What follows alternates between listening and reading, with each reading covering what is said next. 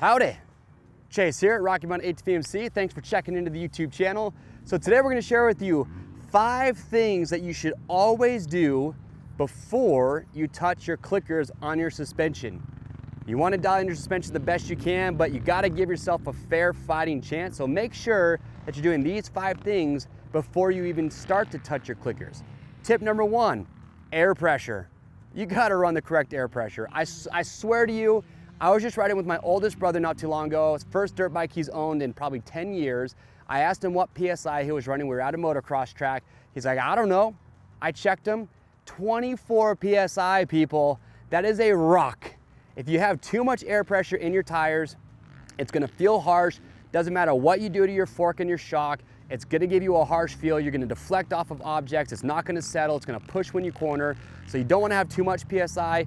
Too low PSI, your sidewalls can roll. It's gonna give you a vague feeling and you can get pinch flats. So make sure you have a good PSI. Your owner's manual will give recommendations, but for motocross, typically you're between 12 and 13 PSI front and rear. And then for off-road riding, you're gonna be about 13, 14, maybe even a little bit more if you're in really rough, just nasty terrain to help avoid those pinch flats. But tip number 1, make sure you have the correct air pressure, get a good pressure gauge. Tip number 2, have the correct spring rates. If you don't have the right spring rates on your motorcycle, your valving in your fork and your shock is not going to be able to do its job. If you're sprung too stiff, you're never gonna get low enough for the valving to actually do what it needs to. And if you're sprung too soft, you're gonna blow through all that valving and it's not gonna be able to do its job either. So the best way to check if you need different or stiffer spring rates is just check the sag on your bike. We have a great how-to video that shows you step by step how to check your sag.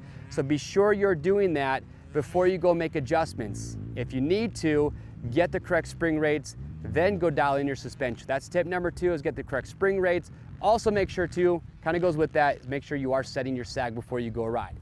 Tip number 3 is make sure you install your front wheel correctly and don't over tighten your triple clamps.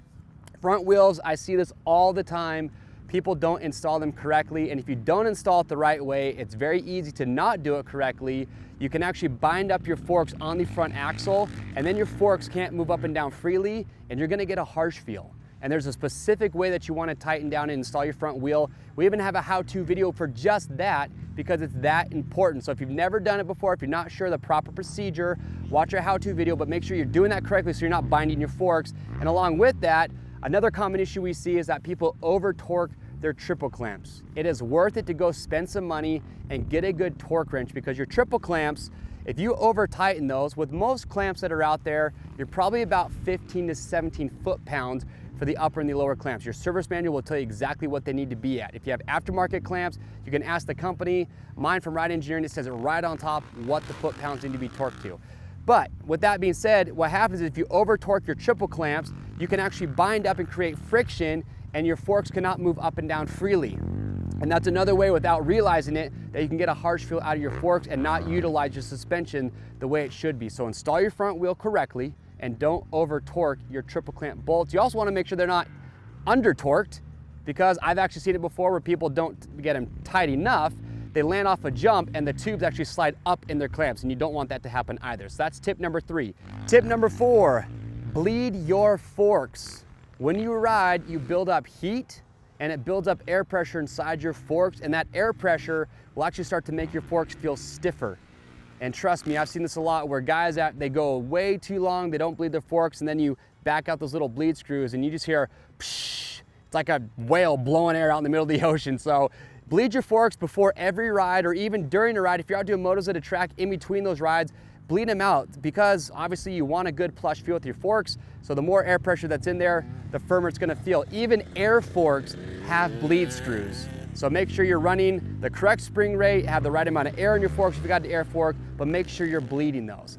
And last but not least, tip number 5 is make sure you're just servicing your forks and your shock oil regularly. Fork and shock oil is only meant to last, I'd say, between 30 and 40 hours. And after that, it breaks down. If you've ever pulled dirty fork and shock oil out, it looks like your car's oil. It is nasty, it's dirty, it's contaminated, and you can only imagine what's that doing. It can ruin and damage the internals of your fork and shock. And you gotta remember that as oil breaks down, the viscosity changes and it's flowing through your valve and your piston, differently than it does when it's brand new. And it comes on slowly. You know, when your oil's breaking down, it happens gradually, so you might not realize it's happening. But trust me, if you've gone too long without servicing that, go do it, and trust me, you're gonna notice a difference. And while you're doing that, put in new bushings, put in new seals, keep all that stuff nice and fresh. That's gonna keep your suspension working good and as best as possible. And that's it. Those are 5 things you should be doing before you go out and you adjust your clickers. And here's why. Clickers are just meant to fine tune your suspension.